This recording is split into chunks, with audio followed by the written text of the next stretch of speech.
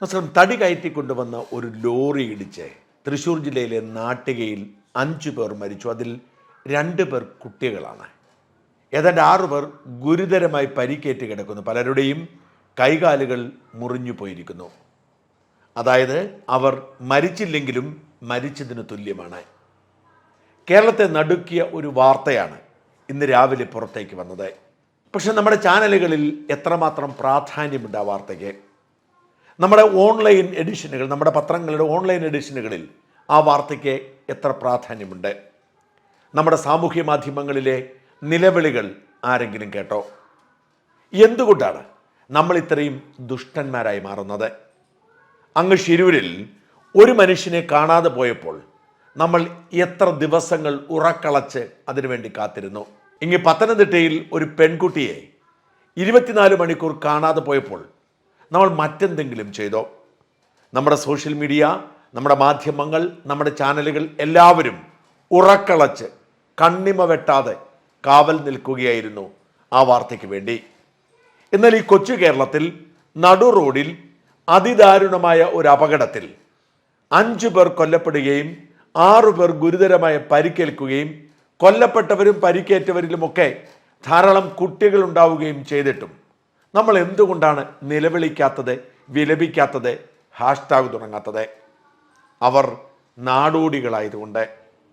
എത്ര നികൃഷ്ട മനുഷ്യരാണ് നമ്മൾ. നമ്മുടെ നാട്ടിൽ നാടോടികളായി എത്തുന്നവരോട് നമുക്ക് ചില ഭിന്നതകൾ ഉണ്ടാവാം. അവർ പലപ്പോഴും ഗതാഗത കുരുക്കുണ്ടാക്കുന്നു, അല്ലെങ്കിൽ അവർ ഏതൊക്കെയോ മാഫിയയുടെ പിണിയാളുകളായി പ്രവർത്തിക്കുന്നു എന്നൊക്കെ പറയുമ്പോഴും ഒരാളുടെ മുമ്പിൽ കൈ നീട്ടാൻ എത്ര പേർക്ക് കഴിയും? നമ്മൾ നമ്മളെക്കുറിച്ച് ചിന്തിക്കുക. നമുക്ക് ജീവിക്കാൻ നിവൃത്തിയില്ല എന്ന് കരുതട്ടെ. നമ്മൾ മുണ്ടു മുറുക്കി ഉടുക്കുകയല്ലാതെ ആരും അറിയാതിരിക്കാൻ ആഗ്രഹിക്കില്ലേ? മറ്റുള്ളവരോട് ജീവിക്കാൻ ഭക്ഷണം ചോദിക്കാൻ പോലും നമുക്ക് മടിയല്ലേ? നമുക്ക് വേറൊരാളുടെ മുമ്പിൽ പോയി കൈ നീട്ടാൻ അത്ര എളുപ്പത്തിൽ കഴിയുമോ? അപ്പോൾ ഇവരിങ്ങനെ കൈ നീട്ടാൻ, ഇവരിങ്ങനെ വഴിയിൽ കിടന്നുറങ്ങാൻ തയ്യാറാവുന്നത് അവരുടെ ജീവിത സാഹചര്യം സൃഷ്ടിച്ചു കൊടുത്ത ദുരന്തത്തിൻ്റെ ഭാഗമല്ലേ? ആർക്കാണ് നല്ല വീട്ടിൽ സമാധാനത്തോടെ സുഖത്തോടെ ഭാര്യയോടും മക്കളോടും കുടുംബത്തോടുമൊക്കെ ജീവിക്കാൻ ആഗ്രഹമില്ലാത്തത്? നിർഭാഗ്യവശാൽ മനുഷ്യരായി ജനിച്ചു പോയി എന്നല്ലാതെ മനുഷ്യരായി ജീവിക്കാൻ അർഹത ലഭിച്ചിട്ടില്ലാത്ത, അവസരം ലഭിച്ചിട്ടില്ലാത്ത ചില മനുഷ്യർ ഈ നാട് ഭേദമാണ് എന്ന് കരുതി ഇവിടെ എത്തി അവർ എന്തെങ്കിലുമൊക്കെ പണിയെടുത്തും ഭിക്ഷയാചിച്ചുമൊക്കെ കഴിയുകയാണ്.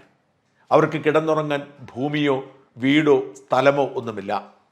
അവർ താരതമ്യേനെ സുരക്ഷിതമെന്ന് കരുതുന്ന, ഒരിക്കലും വാഹനം എത്തില്ല എന്ന് ഉറപ്പാക്കിയ ഒരിടത്ത് കിടന്നുറങ്ങുമ്പോൾ അവരുടെ മുകളിലേക്ക് ബാരിക്കേഡുകളെല്ലാം തകർത്ത് വണ്ടി ഇടിച്ച് കയറ്റി അവരെ കൊന്നു തള്ളിയ ആ ദുഷ്ട മനസ്സുകളെ നമ്മൾ എങ്ങനെ കരുതണം?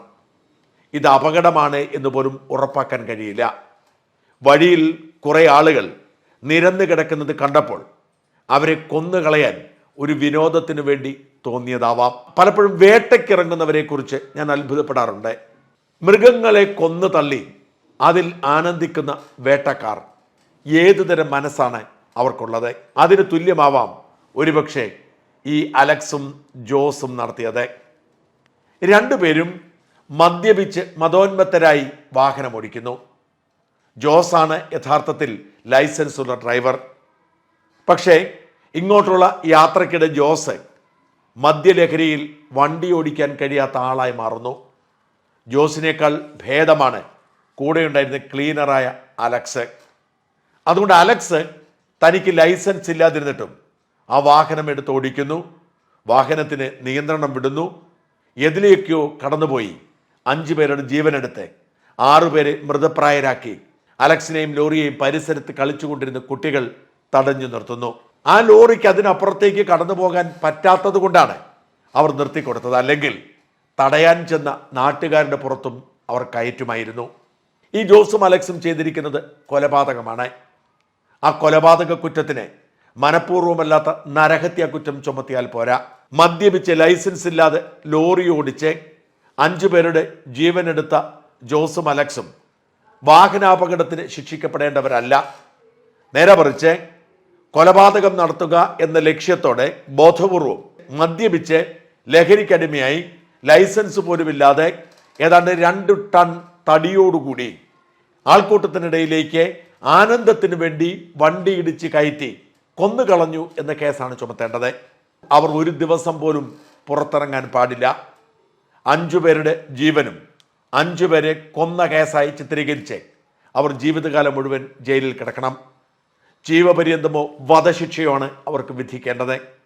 5 മനുഷ്യരുടെ ജീവൻ തട്ടിപ്പറിക്കുകയും 6 പേരെ ഭിന്നശേഷിക്കാരാക്കുകയും ചെയ്ത ജോസും അലക്സും ഒരു കാരണവശാലും ഇനി വെളിച്ചം കാണാൻ പാടില്ല.